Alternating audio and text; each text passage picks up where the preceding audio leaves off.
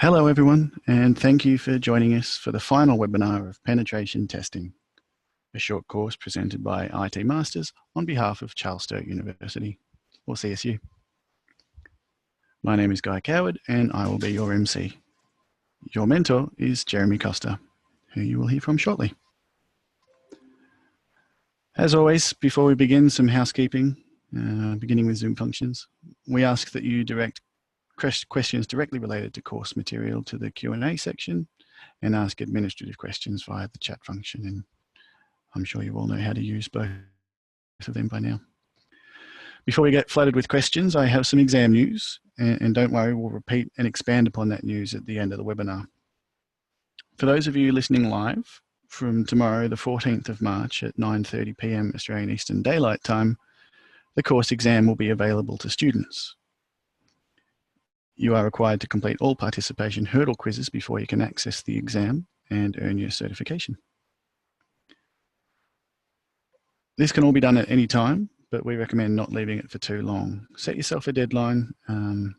We're suggesting about a week, or it might just slip through the cracks, we found. So make sure you keep on top of it. The exam itself consists of 20 multiple choice questions worth 3 marks each, and 5 short answer questions, each worth 8 marks. The pass mark for the exam is 50 marks, or 50%. Please note that the exam can only be attempted once, and that you will have 1 hour to complete it, unlike the hurdle quizzes once you start the questions. It is open book, and you can save your progress, but the hour countdown can't be stopped once the questions have been begun. Therefore, do not attempt the questions until you are certain you are ready, or as ready as you are likely to get. There will also be what's called an image, which Jeremy will explain much more about later on and in far better detail. So I'll leave him to describe all that at the end of the webinar. We'll send a reminder email out once the exam is available, and a week later, as we say, we hurry up. If you have any technical difficulties, please email us at shortcourses@itmasters.edu.au as soon as possible. And for more information, you can read the How Do I Qualify for a Certificate link in the course page at learn.itmasters.edu.au. As I said, we'll cover this again at the conclusion of the webinar, so please hold your questions until then. And for now, here's Jeremy. Hi everyone, how are you all doing? I hope you've all had a good week and are excited about the last week of this short course to kind of recap what we've done. We've actually covered the ethics and the basics of penetration testing and the process that you go through in the first week. In the second week, we talked about enumeration and vulnerability scanning and finding those targets for exploitation. And in the third week, we actually had a look at some exploitation, some password guessing and some password cracking, and the ways in which you might gain access to a system and complete that penetration into the environment. There's all sorts of, and obviously 4 weeks to cover the entirety of penetration testing is not plausible. You can, dive into any of these areas for quite a number of weeks and maybe even years, talking about specialties to really gain an understanding of it. So this week we're looking at report writing and risk analysis, and excuse the pun, but this is the business end of the penetration testing. The whole idea of putting down what you have discovered into a document that can be read by a customer or an internal person is a question of communication and a question of conveying concepts, conveying risk, and actually hopefully a call to action to actually change things so that the organization is no longer vulnerable. And we're doing that to actually help them preempt someone else more malicious, with malicious intent, exploiting those vulnerabilities. And the whole idea about exploiting them and actually documenting them and really demonstrating the exploits is that it brings it home and it shows that this is what can actually happen, which is very, it's a good thing to do. so that you've had a crack at it before a bad guy's had the opportunity to have a crack at it. Because it's it's that kind of thing. When you see a compromised server, and I've seen my share of compromised servers at organizations I've worked for or observed, and you notice why that they, you can usually most of the time work out how they actually got in. Was it a weak credential? Was it a vulnerability? And then you can say, well, wish we'd found that before. And wish we'd scanned that, wish we'd done a pen test on that, because that's the way you actually find out about this stuff. Now, there's something I wanted to talk about before we dive into this. I mentioned it briefly, and we haven't really discussed the way that penetration testing is going in terms of crowdsourcing, bug finding and crowdsourcing the skills and having a bounty for actually identified vulnerabilities and where that fits into the picture. Penetration testing for a lot of people in the industry is the traditional way of defining a scope and trying to find a way in to make sure your perimeter is safe. And in its simplest form, that is a worthy thing to pay for on a yearly basis, maybe on a 6-monthly basis, to look at your infrastructure. And that works really well with a traditional kind of, you're using off-the-shelf software, you're purchasing software and using it, you're not making your own software. You have infrastructure that is kind of standard off the shelf as well.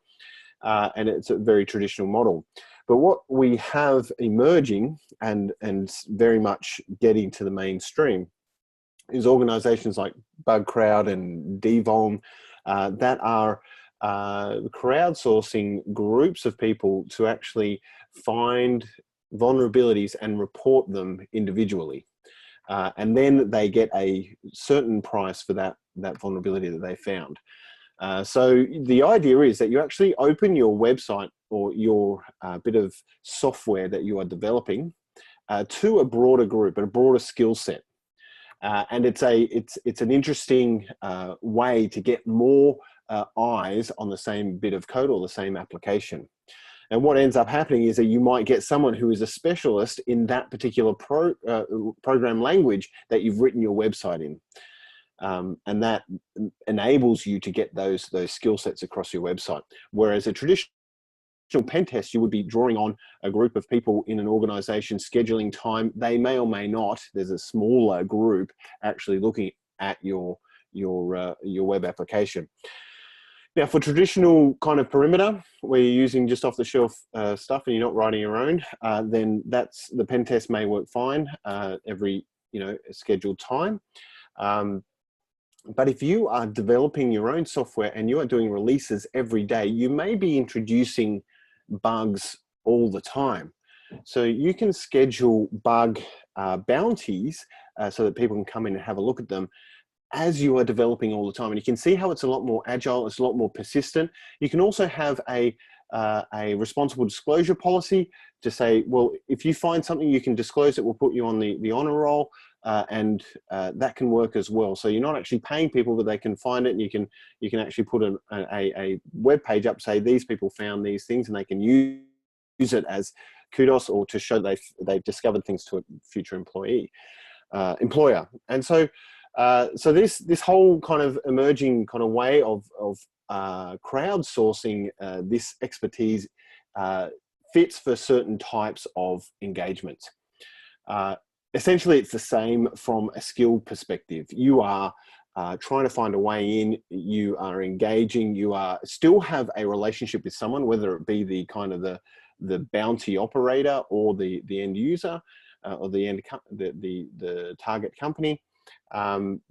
But you are doing it with a group of other people who you may not know. Yeah, so I thought I'd talk about that because penetration testing is moving and changing. And if you think about, there are some specialties in penetration testing. Maybe you're really good at PHP or Java or looking at pre-prod environments or test environments and getting in that way. There is some good money to be made there and good practice to be had as well if you can sign up for one of these programs. All right, so onto that. for a standard pen testing engagement and even a bug kind of bounty engagement, you still want some sort of report out of it. And what we'll go through tonight is the report that you get after you finish your entire pen test. So you've done your pen test, you've found a whole lot of stuff, you've got all these notes. What do you do with it all? How do you make sure that the details are conveyed in the right way? Well, with the debrief email, you will be just sending maybe a daily debrief email. So this is just before the report, before you're finished, you might send a daily debrief saying, this is what we've done, this is what we've covered, this is what we plan to do tomorrow.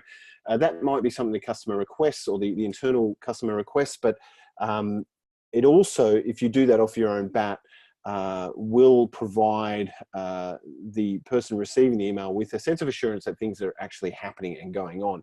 And also, you can say in the debrief email, tell us the highest severity that you've found so far. So you can kind of gauge, you know, what you're at, what level you're at, or what your security, you know, vulnerabilities have, what security vulnerabilities have been identified so far. We then write the report. We put it all together.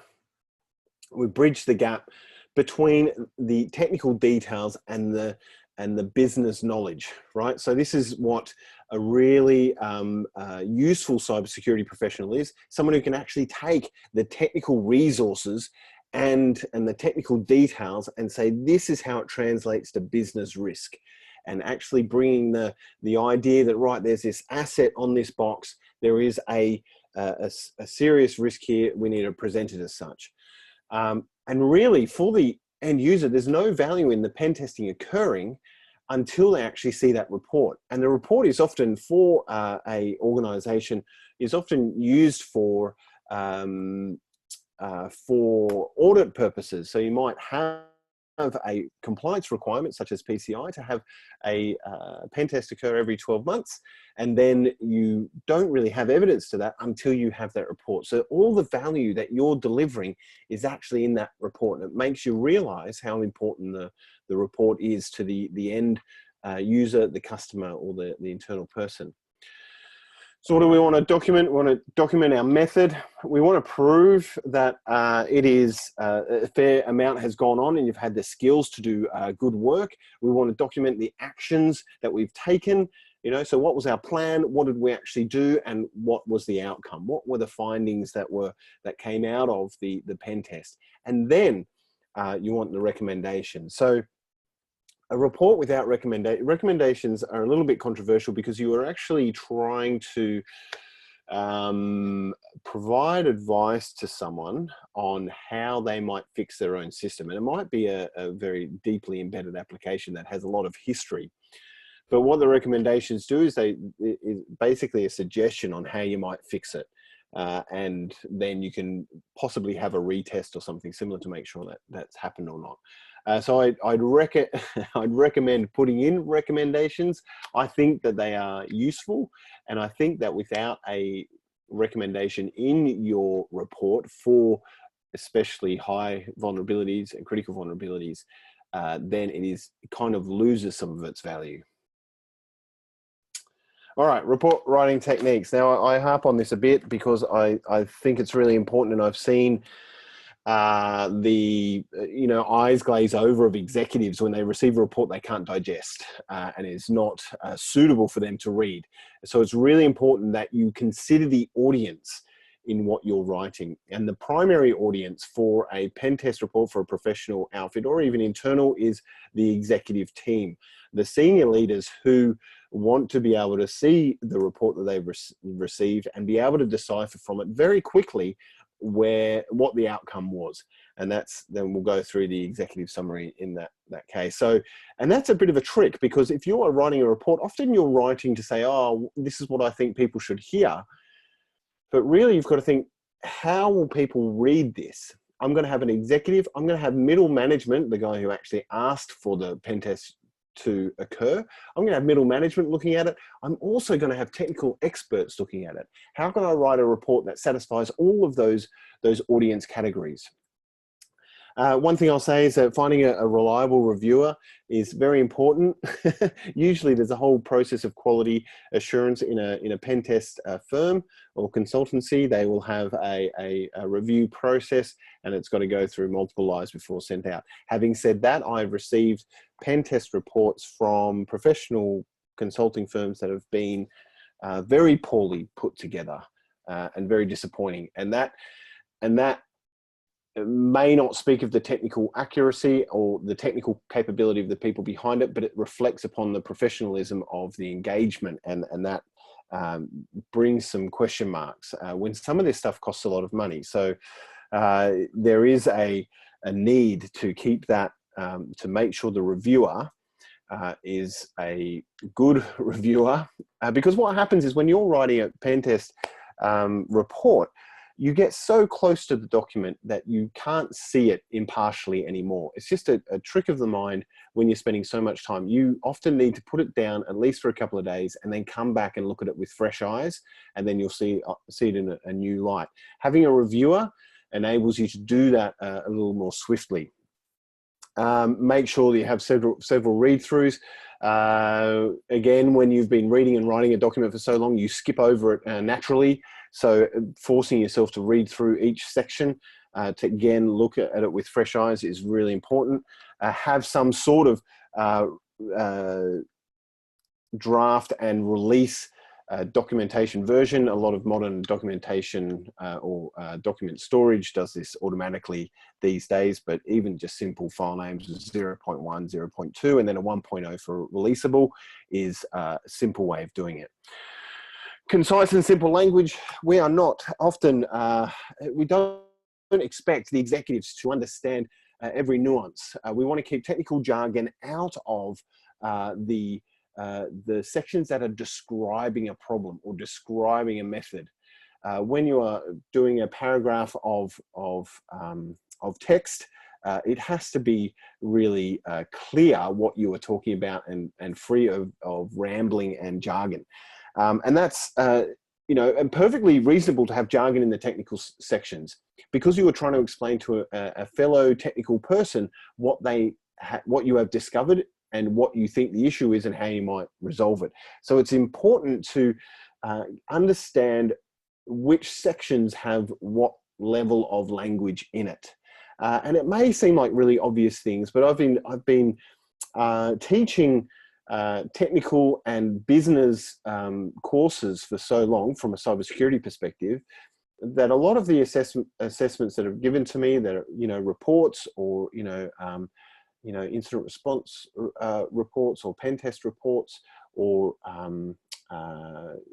management reports, the one thing that I try and get across is that you must consider your audience and write for the audience. And it's something that takes a lot of skill. So, sorry, not a lot of skill, a lot of experience to do that well. And so I recommend, if you are doing just a mock pen test or a sample pen test, to actually write a report. In the fully fledged IT Masters courses, the CSU Masters level courses, you actually get the lecturer going through your assessment and marking it and providing that sort of feedback. In this, obviously, because of the quantity of people, we aren't able to do that, or else, you know, I'd be here till Christmas, most likely. All right, so during the engagement, this is absolutely crucial. There's nothing worse than coming to write a report and going, oh no, I should have written that down. What was that? I should have taken a screenshot. Make sure you are recording everything and right up close as well. So taking console input and output. I've actually set up a my bash script when a new session is created to actually take every input and output that is written, so it just records everything. So on my attack machine, I can go through everything that is done, even visually. You can record all of it video as well and come back to it. That's a good thing to do if you have the space. Take as many screenshots as you can, trying to label them and put notes in. The notes that you write are crucial to deciphering what you've actually done later on. and hopefully you've put some actually bones on the report while you're going through the engagement, because then you can start writing it in a way, where you can find those areas that you need to fill. And what I mean by that is if you go and leave all the report writing and section writing to the end of the engagement where you no longer have access to the pen test environment, if you're missing that screenshot that you didn't think about was important until you started to describe it, then you can't go back and do it. So actually putting some bones on the report or through the engagement is actually quite handy. Now, I've got a line in there that says, create tables of candidates. And what I mean by that is it's very simple for the eye to see you've been thorough if there is a table of hosts that you're targeting, right? So his IP addresses, host names in a table. That's at one table of candidates at the vulnerability, scanning and enumeration level. These are the hosts I'm going to target. Once you've done that and you have vulnerabilities that you are interested in, the next table can be a list of vulnerabilities. I found SMB vulnerabilities, I found an Apache vulnerability, I found a content management system vulnerability like Drupal or WordPress, and actually having that table there so that it flows from the high level to the lower level. And then finally, you might have services that you're interested in trying to brute force pen test, and then you might even have a table of exploits. But what you're doing is you're listing your candidates for the next round. And you might say in there, you might reference the candidate from the previous round. So you will have a Windows box, you say, found an SMB vulnerability. It was from, it was item 1 in the previous table. And then we got into the box from item 2 in the previous table. So actually showing a bit of a flow of what happened. And what this does is it enables the reader to know that you've been thorough and that there are dead ends with this sort of thing. And you have followed all of the leads that possibly could lead to exploitation, which is important. So those tables of candidates should be in the report. Communicate frequently. So nothing worse than having a pen test occur and then hearing from the pen testers a week after they finish pen testing, saying, oh yeah, by the way, we finished back there. If you are not communicating frequently or providing updates, then your customer is getting agitated. It's just the way of it. They might be really busy, but in their mind, they're going, oh, how did pen testing go last night? I haven't heard from those guys. And yeah, well, I'd like to get some value out of that. So make sure that happens. Oh, and the idea is before you engage is to have those contacts. I think we discussed that in the first week, where we actually know who to call if there is a really significant problem. All right, report structure. I love this picture on the right because in my mind, this is what reports look like. They kind of, for a pen test, they kind of interweave with each other and there's a flow between one level to the next with some dead ends. And so I thought that was a really good way of visualizing how a report should be put together. Now, these are the key headings: executive summary, introduction, target environment, method overview, summary of findings, method and stages, recommendation, conclusion, and appendices.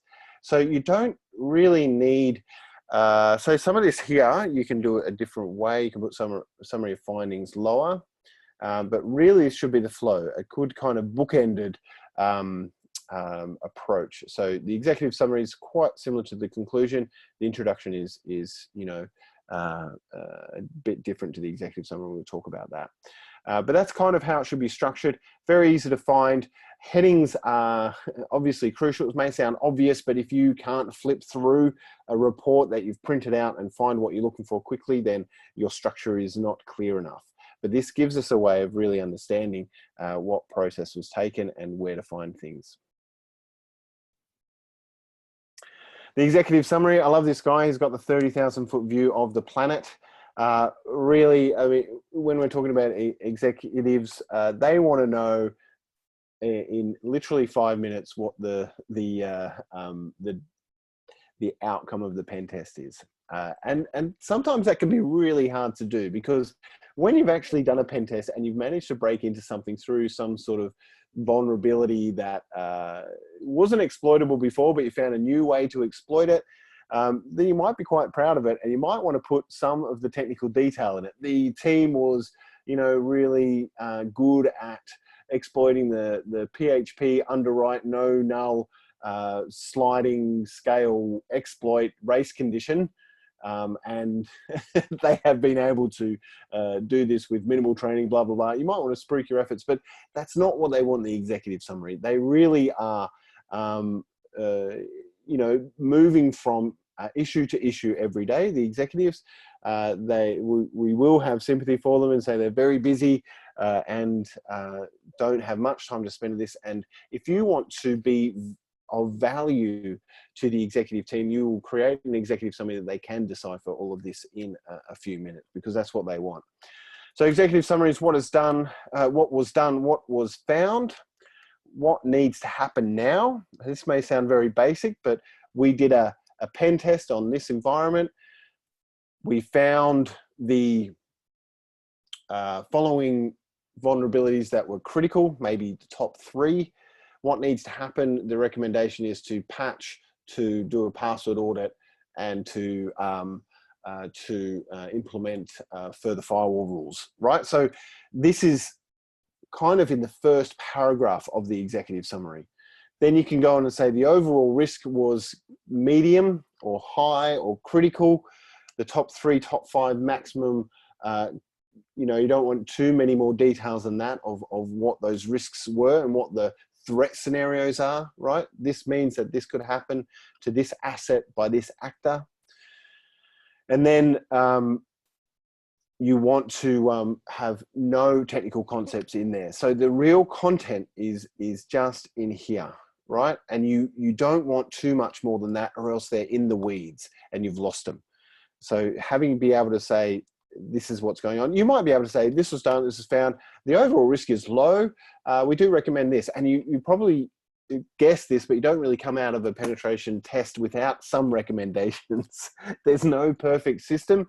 And recommendations are what the, you know, a kind of the currency of the pen test. Because if there's no recommendations, is your team good enough to find anything to fix? That kind of question mark. So there is incentive to put recommendations down.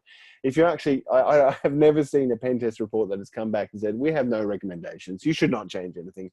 There is always a need.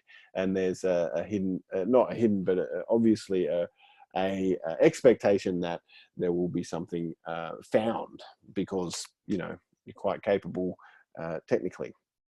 All right. The introduction. So this really welcomes the reader to what the pen test is all about. They might read the executive summary, but they're like, no, I need to know more about the pen test. So you want to have the actual perspective from the business view of the test. We have this environment that has a whole bunch of assets in it and a whole bunch of vulnerabilities that we, you know, it's quite legacy. So the purpose of the test is actually run through this and find any vulnerabilities for it. The team such and such in the organization requested this test. The report contains the method that was done, the stages that were complete, the findings, and then some technical details at the end. And the novice reader should be able to read this and feel like the document is welcoming them and kind of introducing them as an introduction to the rest of the document, right? So we're making sure that it is easy to lead into now. And we want to keep technical jargon out of this as well.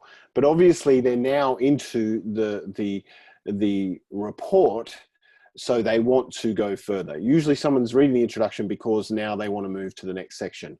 The executives who are up here, just looking at the executive summary, they haven't gone to the introduction. It's already on the table and they're talking about the next issue. They've put it down. But we're talking about middle management here, where they've actually requested it and they want to know, did we get the intent right? Without this, there's not much validation of that for the novice reader, for the layman. All right, now the target environment. We have a description of the target environment here. Again, we're validating with the end user or the recipient of the report that we know what the target environment is.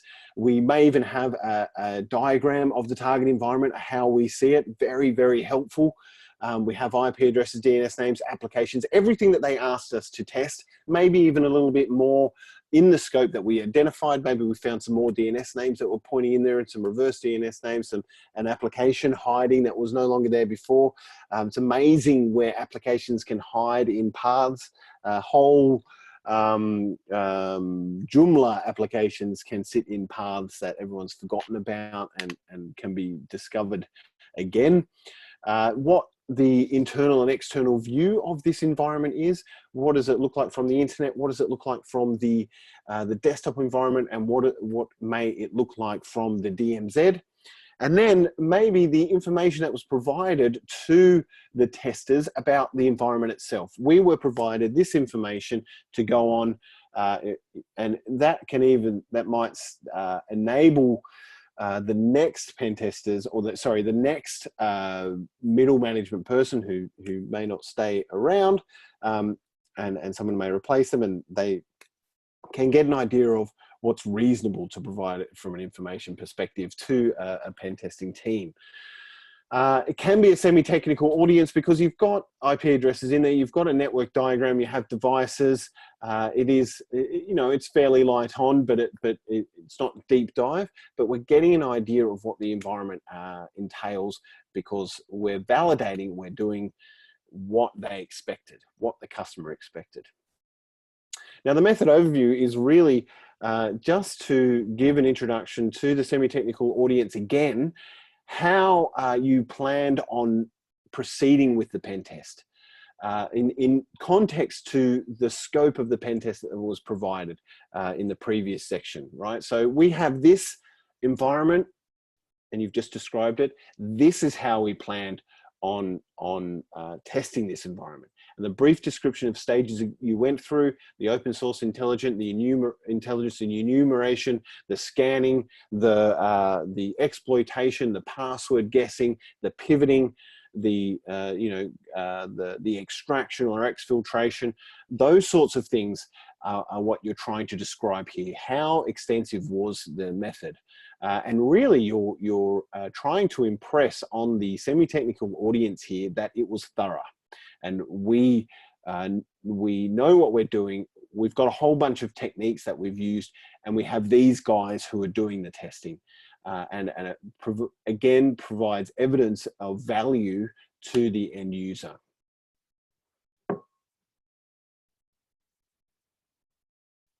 Now, I tried for far too long to try to get this picture to work with the attention attendees, and I thought I could lose it for one little bit, one slide, so that I could talk about deep diving. It is a cool shot. Do you do any free diving yourself, Jeremy? No, I like scuba diving, but okay. yeah, free dive. I can hold my breath for a while in a spa where there's breathing holes. Yeah. Cool. Yeah. No. How long is a while? No, as in there's oxygen coming out of the pipes, as in I was being smart. Yeah. Oh, I've never done that. That's exciting. No, not recommended because you're not sure where the air is coming from. I think I did it as a kid at a party. Don't try this at home. No, folks. That's right. Did you want to stop there for some Q&A? I noticed there's some in there. Is there a yeah, there's a decent number. Sure, let's go through a few. Okay. Interesting question from Pete. Does the IP or intellectual property of all pen testing end up being property of the business being tested or the testing company? It's obviously in the contract, but the expectation is that you are paying for that information. There is IP, intellectual property, in the techniques used, and some pen testers will not put their kind of crown jewels there and will not provide evidence how they did it. And I don't agree with that at all. I actually think that if you're paying for a pen test, you actually are paying for the technique used to break into it, so that your technical people can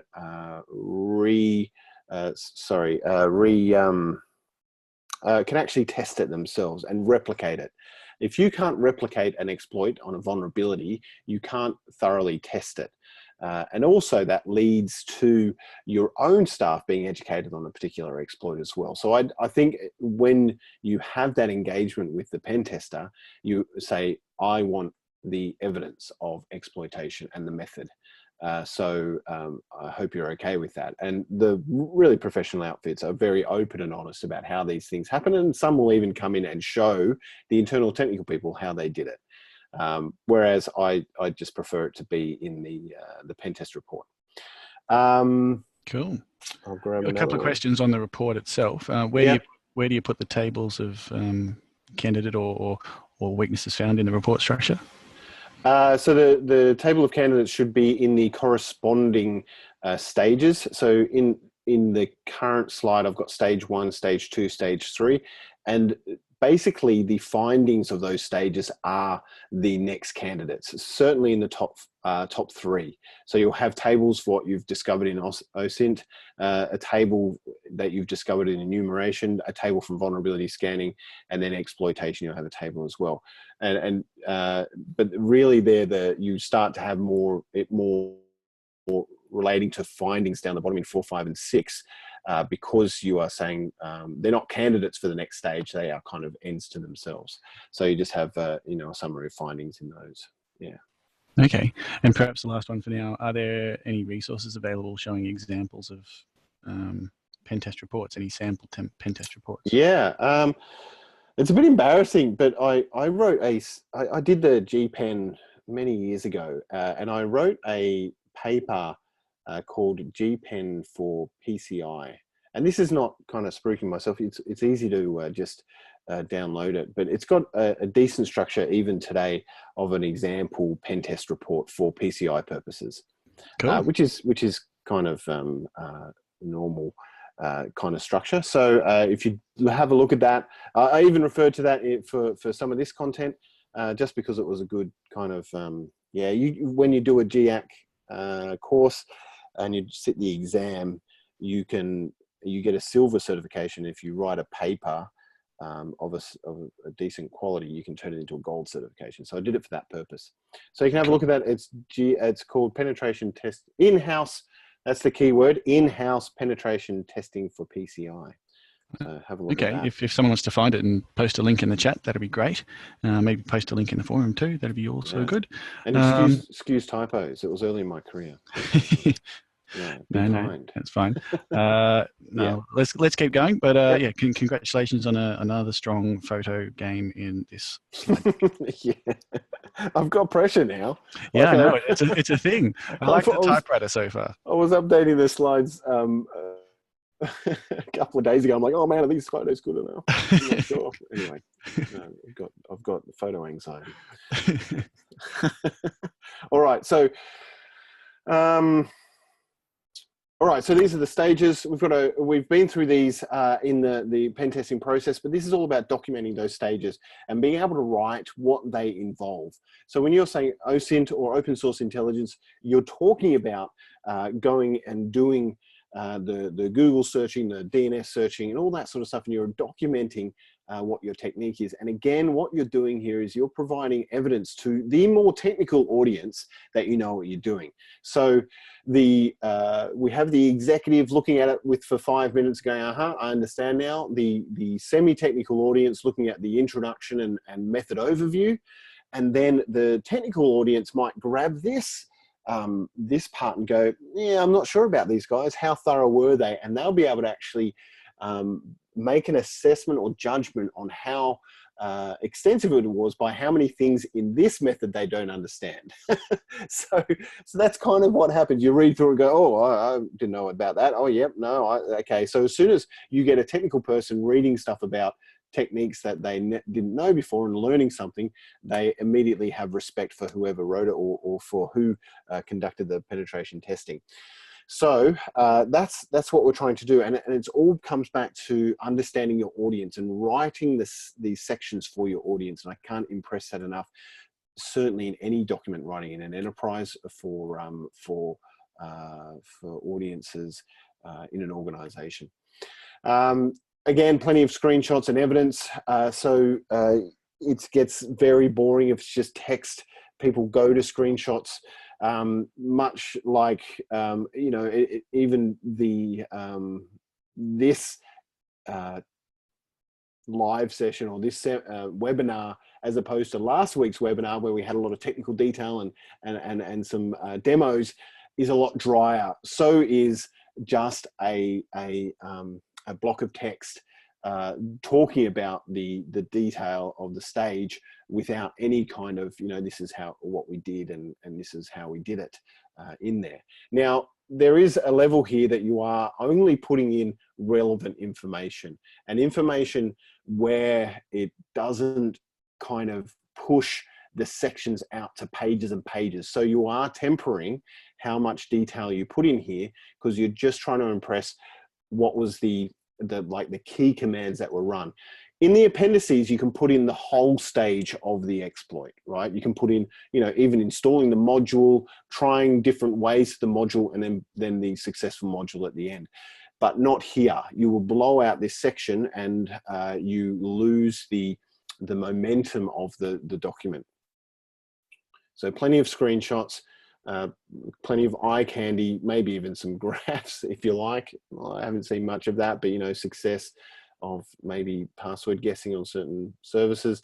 But really it's the kind of to impress upon the technical audience.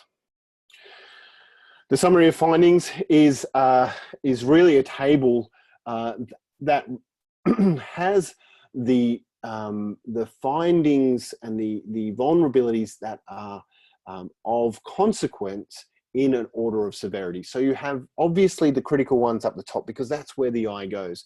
The amount of times I've received reports with tables where the really important ones aren't up the top is crazy.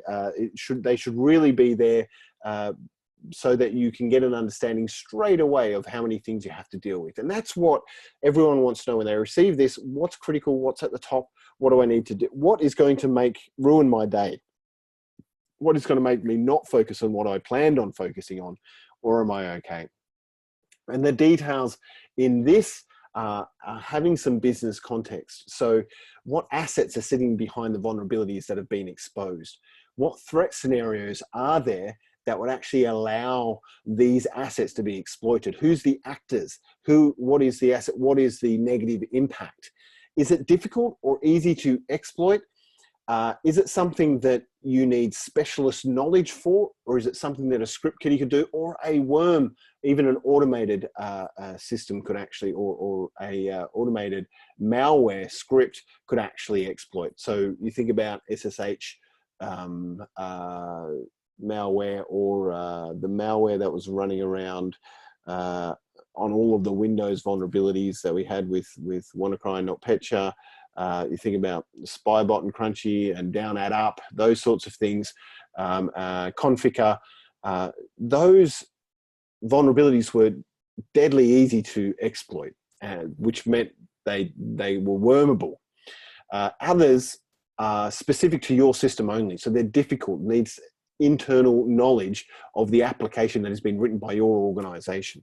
So, or there is a certain scenario where the exploit doesn't work, but with one command different, or one you know, a bit of information different, it was easy to exploit. So that's the sort of thing you're trying to impress here, is the difficulty.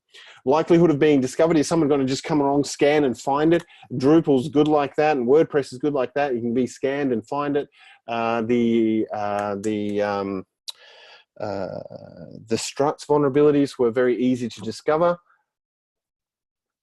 because you could just write the struts URL into a browser and show the Etsy password or the shadow file if it was allowed to by the Struts user. So there, is this stuff going to be discovered, or is it going to take someone a lot of effort to try and discover it? And the recommendation. So just a one-liner of how you would fix this. Would you patch? Would you do something else? And you can put further recommendations in the appendices as well. Or the appendix, if you're just doing one big one. And again, this is for a technical audience. This is where the guy who's running that PHP server has a look to go, oh crap, it's vulnerable. How do I need to fix it?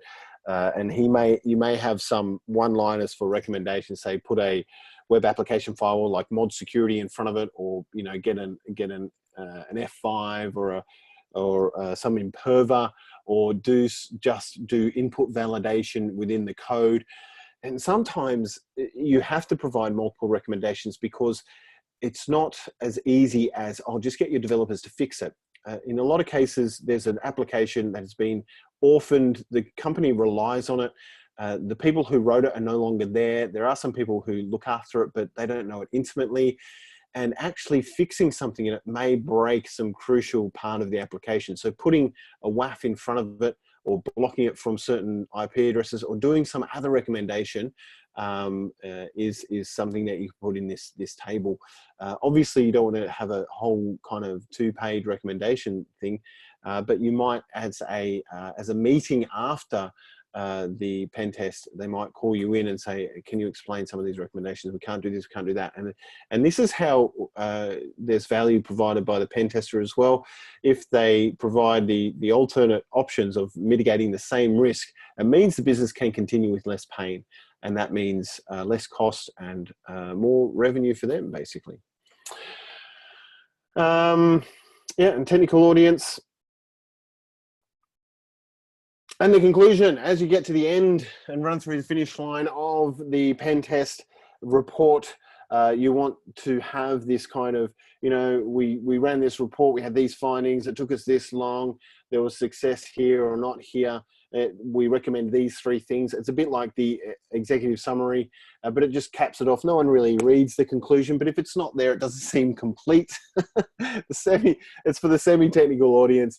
I don't like the idea of just leaving stuff in for the sake of it, but it really does provide that end, like you're reading through it all and you get to conclusion, you go, oh, that's the end of the report. You might just like to put end of report in there instead, but it is useful. Some people do like it, but this is the area that there is repetition. But the semi-technical audience will like that because they've read another section. So again, we're writing for the audience and for perception as well. Like, we don't think about it too much in security because we're very technical. We just fix the technical issues. We're the people who know how to fix the technology. But the people side of it is that there is always a perception we need to manage as well. If people actually believe that things aren't secure, then that perception is their reality, and they need to know that that things are getting resolved. And this is another way we manage perception. We provide the sections that they're expecting. And in the appendix, you put your proof. The screenshots. Obviously, video is a bit difficult, especially if you're printing something out. Maybe the technology for that is coming along. Maybe we need Harry Potter for that. We have, screenshots, but also if you're providing a Word document, you might like to provide cut and paste so that commands can be cut and paste by the technical staff for those who are receiving the report, which is a good idea. Saves them some time. They don't have to type it out. It's just a nice customer experience thing. Obviously, replication of the details, replication of exploits. They want to be able to replicate those. If I can't replicate an exploit, I will pull the pen tester in to show me how to do it. Not typically being the case though. Usually with the tool that they use, you can use it with the same commands that you see in the report and try and get it working. An output with long length. So this is where you might have and some evidence that if you do 3,000 searches, the 3,001st search is the one that breaks the application, and you can show the evidence of that. So they know what they're looking for when they actually run the exploitation. So if you've got output like that, it goes in this area, and then it is for that highly technical audience, the people who are actually going to be fixing the problems and get the benefit out of the technical detail. Yeah. All right, now providing the report. Now we had a question about IP, intellectual property, but what we have in the report is actually a whole lot of sensitive information. You may have in that report details of how to break in and steal the entire customer database, or a whole, you know, hospital's clinical database, or, you know, the Bitcoin wallet of the CEO. There may be very sensitive information in here, people's names, and you want to be able to put that sensitive information in because it is valuable for the people who are using or who are receiving the report to know about this stuff. You don't actually want to put the sensitive information, the records and stuff in the report. Obviously, you keep all personal details and data dumps out of the report. We don't want any of that in there, but the sensitive information will be the techniques, how someone else can make their way to that information. And if you are providing a report like that, then you need to encrypt the report and protect it. And you have to advise that person who is receiving the report that there is sensitive information in here. We suggest you limit limit distribution to only those who need it in your organization, so they don't actually just pump it up to Dropbox or on the company front page, say, hey, we had a pen test done. This is the details to prove that we are doing things securely, when in actual fact, there may be a scathing report in there that allows everyone to quickly hone in on where the issues are. So there is a need to protect it and encrypt it. So I prefer zipping up reports and not just relying on the word password. I find the word password can get people into trouble due to versions and things like that. So zipping up with an AES strong password is a good way to encrypt it, because not everyone has PGP or SMIME configured at either end. So if you do have that going on, and I suggest if you're a commercial pen tester, then you'll want to have various ways of encrypting. But if you are doing it internally, then I suggest you encrypt the file in this way.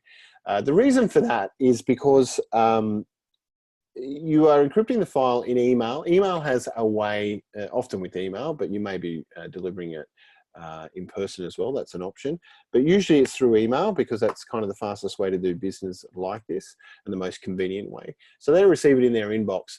That inbox is going to stay around in the organization for a long time. If it's not encrypted in that inbox, or is only encrypted in transit but not as a file, then that inbox contains that information, and it's maybe there for a very long time. Someone might leave and still have access, or they may do, you know, when that person leaves, have sharing with the next person who takes that role, may be a little bit different. So what I'm saying is that it's persistent for a while. When you actually encrypt it and they have to take it out of the email into a file share, into a secure area, then you are taking away from that general purpose repository that is prone to being broken into and accessed. So obviously never discuss an outside of the customer or internal of the engagement in specifics. I mean, obviously I'm talking about examples that I have come across in this in these situations, but I'll never talk about specific details or the organization that it pertains to. It's important that we maintain that trust, and we can actually continue to communicate about this stuff without organizations being put at risk. And that's what it really is. If we start to erode that kind of trust from organizations and from executives about this kind of work, then it doesn't help anyone. So we want to be discreet and only discuss as needed. And retesting may happen. So you may provide your maybe in the original engagement where you say we'll do all this pen testing, and there's 2 days of retesting after you fix it up. You may be waiting for a while. These things do take a while in complex organizations. And then, or you may say you can, pay a bit more money and have some retesting done, or we can show your staff how to retest. There are limitations with that, and obviously the person who identified the vulnerability may have more intimate knowledge with how the vulnerability might be exploited in different ways. So retesting internally might just be one way, but more extensive if done by the original person. All right, so we're almost exactly on time. That's the bulk of report writing. It is worthwhile going through, and it really is that bridge between what you've done as a pen tester and what the business is expecting, and showing value for what you've done. I don't condone pen testing for the purposes of breaking in and getting personal gain or criminal activity at all. And you realize this because it's not likely that someone doing that would ever create a pen test report. But what we want to do is create a pen test report that is of value and shows that we are trying to benefit everyone in the engagement. All right, for mutual benefit. So homework, follow suggestions in the discussion forum, practice on a few more VMs. So I put the exam preparation suggestions in the forum. I recommend going through as much of that as possible. That will help you for the exam. I've picked those ones in particular. So practice on those VMs. Do also Google search for different walkthroughs. In VulnHub, they have listed walkthroughs, but if you actually do a Google search, there are much more out there than what is listed in VulnHub. So a little tip there.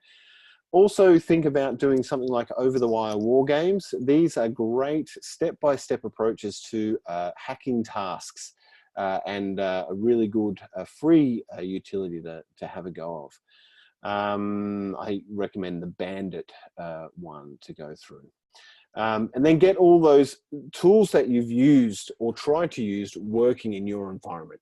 When you come to that exam time and you want to do the practical part of it and break into the vulnerable image that will be provided tomorrow night, you want to make sure all your tools are working, and then you can reach other machines in your NAT network and are ready to go.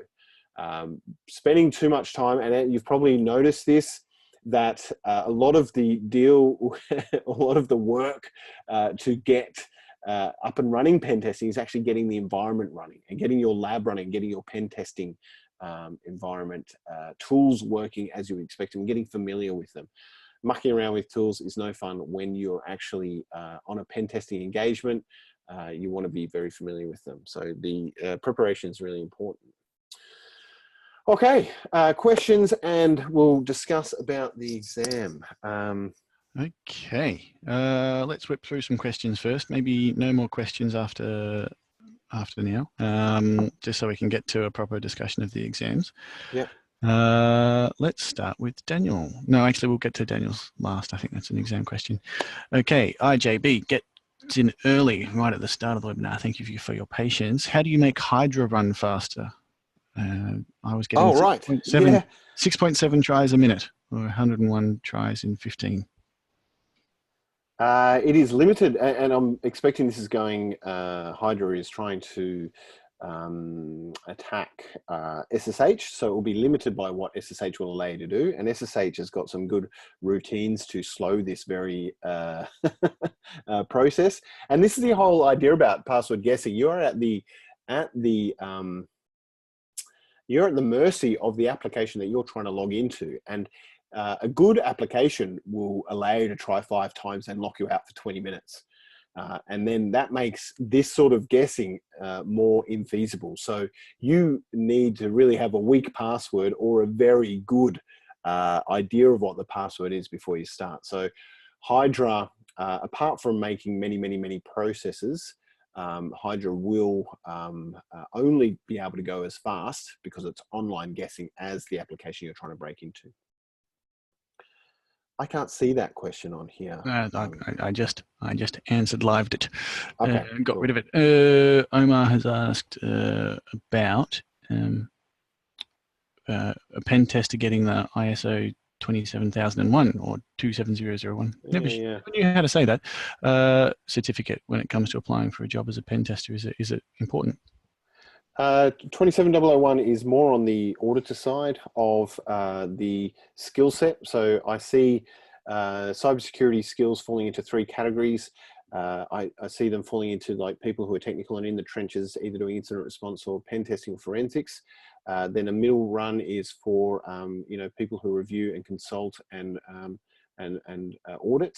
And then the third pillar is those who are doing strategy and architecture and who see you know, the off in the distance solution. So we have really the warriors who are hand-to-hand battle technical, the middle guys who are the critics who are reviewing, and then the visionaries. So they're the three: the warriors, critics, and the visionaries.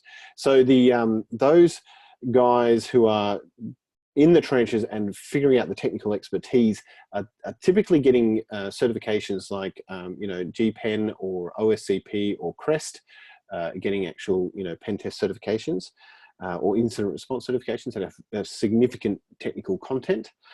Those in the middle range, the critics, the auditors, are looking more at things like 27001. These are you know, methods for continuous improvement, risk management, those kind of businessy consulting activities that you would typically run through. So for a pen tester, 27001 is not what typically I'm looking for. For an internal consultant trying to make people do the right thing for security and improve security, ISO 27001 is a good certification to have. Thank you. Anna's asked a couple of really good practical questions. In your experience, how long does it take for, let's say, a standard report to be completed? It takes longer than you expect. So it does take days, and this is also because it needs constant review or repeated review and work. And hopefully your pen tester can converse and is capable enough to write the report, certainly the draft, and it can be picked up by you know, those who are, I guess, more experienced in business writing to actually polish it up. So that's the ideal. I mean, I would love a technical writer, but putting the bare bones into a technical report usually has to come from the pen tester to start with, and then be fleshed out by others. Beauty. And is also wondering about standard pricing or how to charge for a commercial pen test. Yeah, I guess perhaps what you can get away with, I don't know. Yeah, that's a hard one to answer. They're not cheap. That's probably what I'll say. and pen testing engagements typically have a crowd of people behind them, so you're dealing with you know, quite a number of people. But hopefully, what you can get out of the quotation is number of hours, and that's not a great place to be in comparison to something like Bug Crowd or the bug bounty approach, where you pay only for you know, discoveries of vulnerabilities. But it is the reality of it. You have to pay someone to do this stuff. They need to quote on hours, or else it may just absolutely blow out. So that's usually how it works. And you are looking hopefully at an hourly rate in the quote that you can talk to and compare with other quotes that you have. Thanks. Damien's but it's not unlike to have, you know, I don't know, 150, 200 an hour for a highly skilled pen test resource. Okay. Damien's perhaps slightly related, wondering about ethics around crowdsourcing pen testing and concerns that testers aren't bound by the usual contractual obligations of pen testing. Yeah, so I'd recommend anyone to listen to Risky Biz if they're serious about getting into cybersecurity and certainly into pen testing. Risky Biz, the podcast, is probably the best place to get information around, you know, different ways of, you know, what's out there in pen testing and crowdsourcing stuff. One of the reasons is because Casey Ellis, the guy who founded Bug Crowd, regularly appears on there and talks a lot about this stuff and how they perceive their role in the kind of brokering of pen test engagements in bug bounty programs. to be the identification of talent and good, good pen testers and the skills, and be able to divert them in the right way, and maintaining a contract with those resources to make sure that they can be trusted, and also handling the technical I guess pathways, so making sure they're all coming from somewhere that is expected, and keep control of that as well. So there's a whole lot of mediation that they see as their role between the resources and the target customer. So I think it's fine, and I think they've come a long way and been very mature, and for the right environment, it's a very good way to go. Harry's wondering about whether to mention false positives in a report. Yeah, that happens. So this is where you want to see the evidence and then you want to replicate. So if you see a vulnerability that is exploited in the report, and you can see the evidence of that, you really want your technical people to be able to do the same thing. And that's the value of being able to replicate it. And if you say, oh, like we can't get this working for the life of us, how did you get it working? And they come in and show you, then, you know, either they will be successful or there'll be a very tense moment in the room and they won't be able to do it. Yeah. So I think it comes down to being able to replicate. Alrighty. Thank you very much. Perhaps we'll move on to the exam questions for now and get people those answers that they need. And then if there's any more time and inclination of everyone at the end, we'll finish off. All right. So have you got a standard spiel?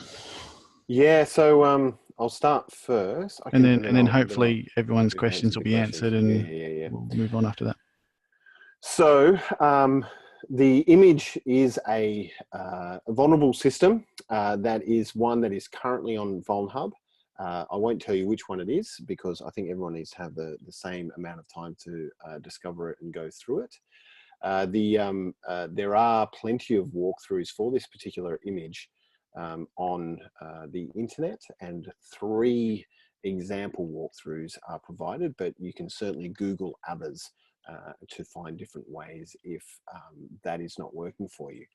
I will say that the image has been tested on various flavors of Windows, Linux, and Mac to make sure it works in VirtualBox.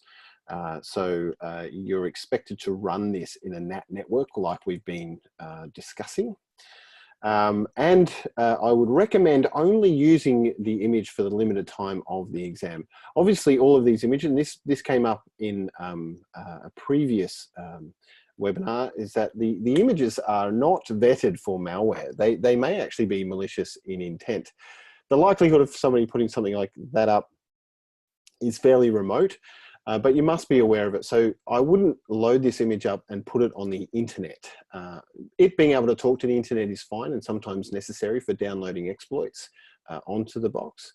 But actually being exposed to the internet is seriously not what you want on your network, because it could lead to further pen testing. So keep it in the NAT network, nice and safely in there, and so it can talk. And then when you've finished, discard the image or turn it off and only turn it on when you need it. So it should not be running constantly. You shouldn't use it as a web server or something like that for your organization. That's not the idea. I mean, that's absurd, but you get my point. It'll come in a 7-zip image.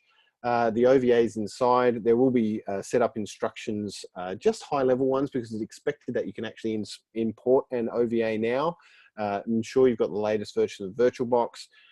All these details will be in Learn when we publish the image as well. You then configure the virtual image to be in your NAT network. Leave other settings as they are, because if you start fiddling with that, it may not pick up an IP address or may not have enough resources. It's got enough resources in the OVA image configured that it will take those. It's not a massive image, so it's under a gig. The IP address of the VirtualBox, I've modified that so that when it boots up after its boot sequence, the IP address should be displayed after its DHCP request. So you'll see that on the screen and the login prompt, which you should not have the login for, which you will not have, and that's one of the flags to get. So there won't be any of this kind of trying to figure out what the IP address is, so it should be displayed on screen.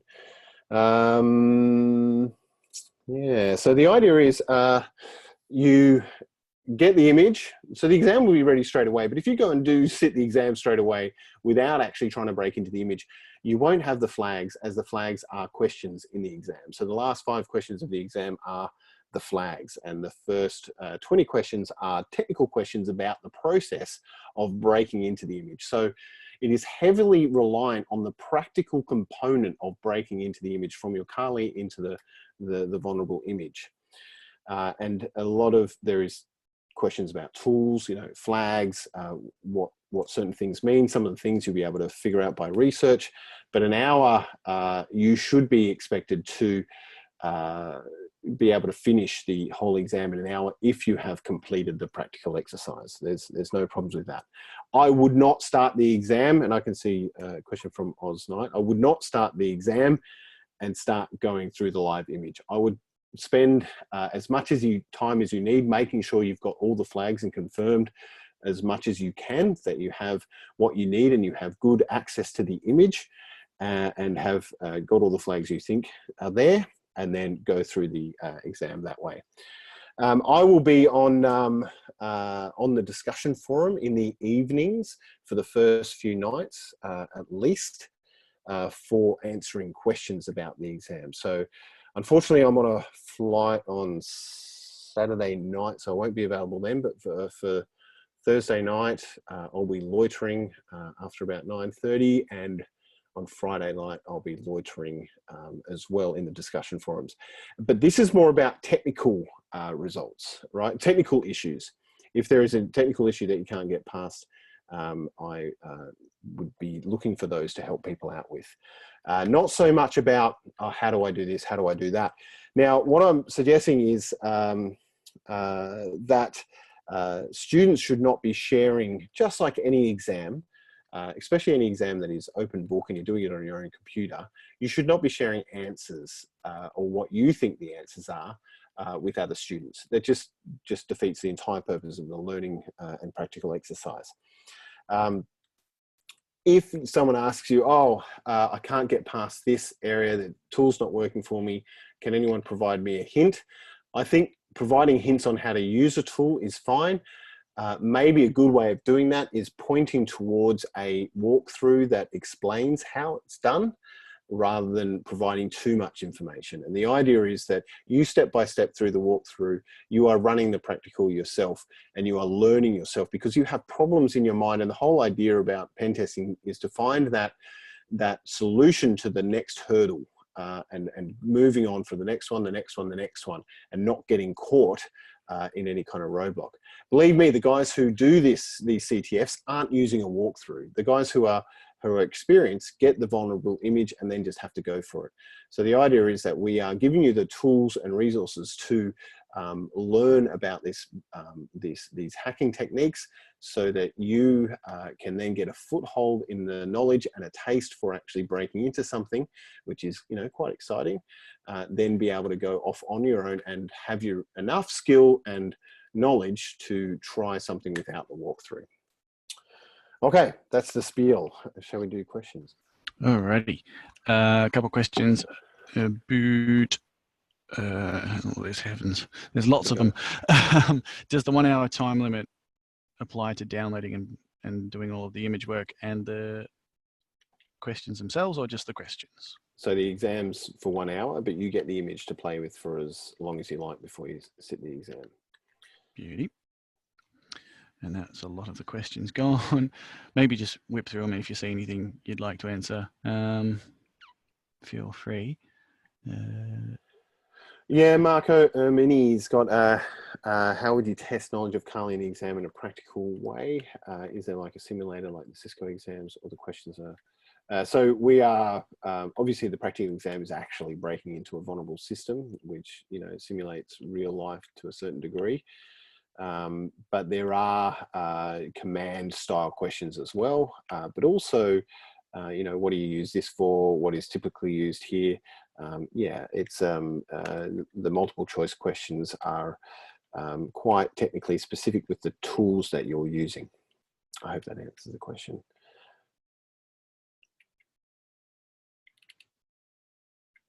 Oh yeah, good one.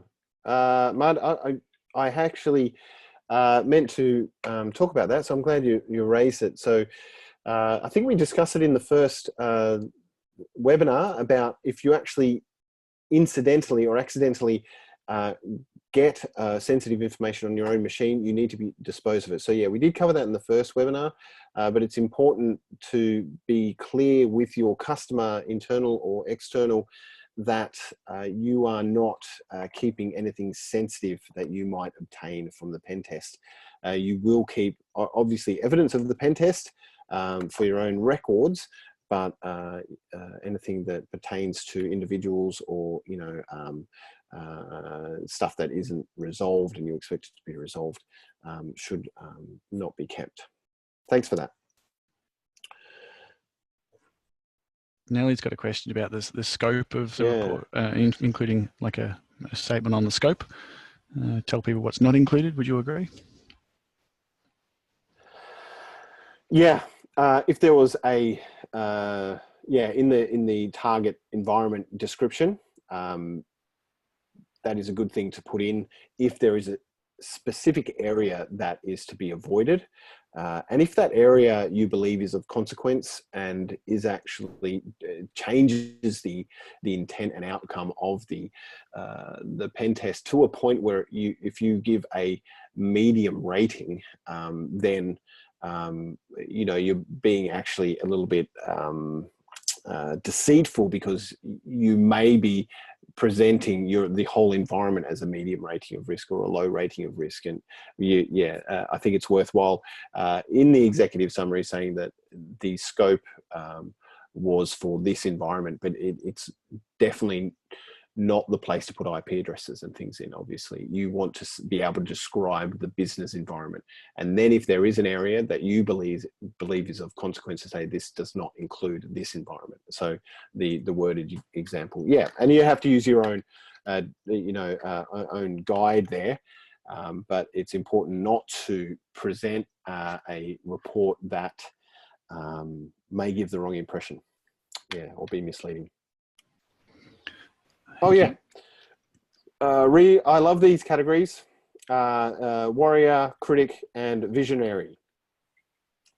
So the warriors are the technical in the trenches dudes. The critics are those who are auditing and reviewing and criticizing other people's work in a positive way. We want, you know, positive engagements.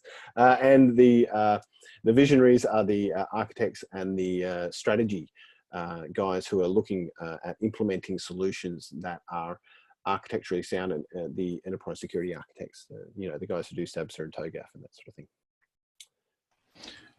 Avoids asked a question about, you know, when you're starting out, what was most helpful for you to ensure structure, conciseness, and appropriate language for your target audience? I suppose the first thing that comes to mind is practice. Yeah, I think so. Actually getting down and writing a report. And I think I used mostly the structure provided by GPen when I was starting out, and then modified it for my own audience. So everything I've kind of provided here is over years of refinement and something that I've landed on as being a useful way to communicate. But obviously, if there's an organization that is very different, I know finance is very different, telco is very different, you know, healthcare is quite different. So if there is a way to organize, structure this information in a different way, or have different headings, then by all means, I think it's worthwhile trying what works for your organization. But yeah, writing the report, actually getting that practice is key as well, Guy. You're absolutely right. Kingsley has asked whether there's a feature that would auto-generate the report. I wonder whether that's even a good idea, even if it did exist. Oh, there are There are tools that will attempt to do that, but if anyone's seen an auto-generated vulnerability report, they kind of know what comes out of it. It's not written for humans often, and the quality of that is quite low. And I think if you received an auto-generated report from either an internal or an external pen tester, you might be a little bit disappointed, because it won't have that same business context or layers of different different levels of language. So it is a bit of an art form to get this right and to write a good report. And I think that shows, and it's very difficult for an automated system to actually get something like that done.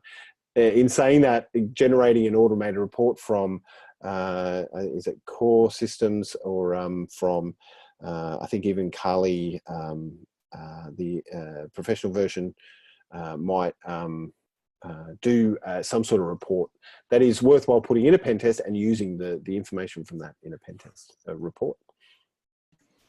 Alrighty. Well, thank you. I reckon we might have to call questions there. Just Okay. a little bit more from me, and then I'll hand over to you to close the course off. Yeah, sure. After you've finished the exam and the rest of the course, I'd really appreciate if you took a couple extra minutes to complete the course satisfaction survey, which can be found at the bottom of the course page underneath the assessment content. It's just a quiz that contains a few questions related to the short course and takes only a few minutes. Your answers are anonymized, of course, and they'll be reviewed at the conclusion of the short course by me and the rest of the short course team as part of, you know, a strategy to keep improving and make sure we incorporate any changes that are necessary.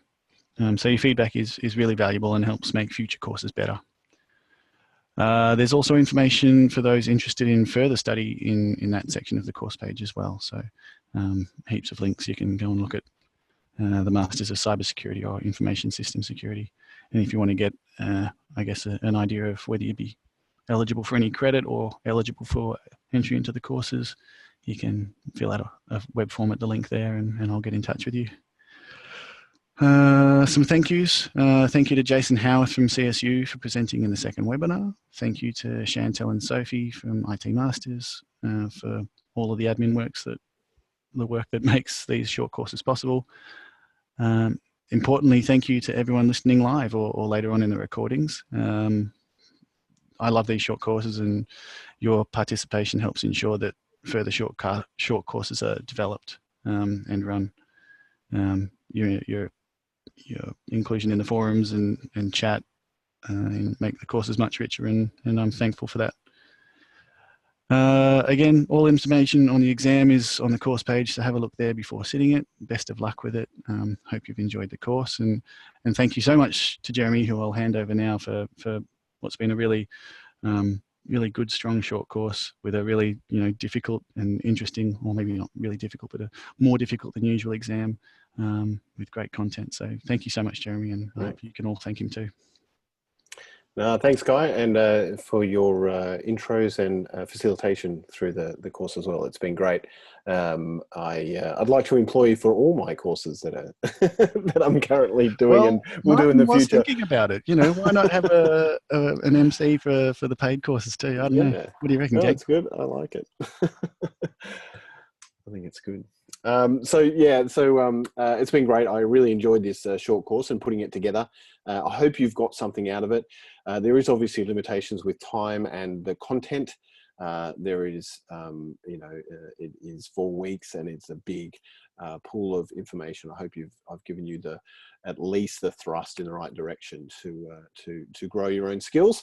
So thank you for everyone who's attended, both online now and who are hearing this later. It's a passion of mine to make sure that we produce good cybersecurity professionals in Australia and in the world to combat what is going to be quite a tumultuous future ongoing in the cybersecurity arena. So we need more people to do the right thing and to help organizations protect themselves and to identify vulnerabilities and allow the cybersecurity industry to spend the right dollars and the right resources in fixing what matters most, rather than spinning wheels or wasting time or not identifying what is really a risk or not. So yeah, it's a real passion of mine to make sure that happens. So I hope that you've all gained something from that, and will now go out and do well, and do the right thing, which will be great. And thanks everyone for your contributions in the discussion and the questions. They've been fantastic. And I think that's the end.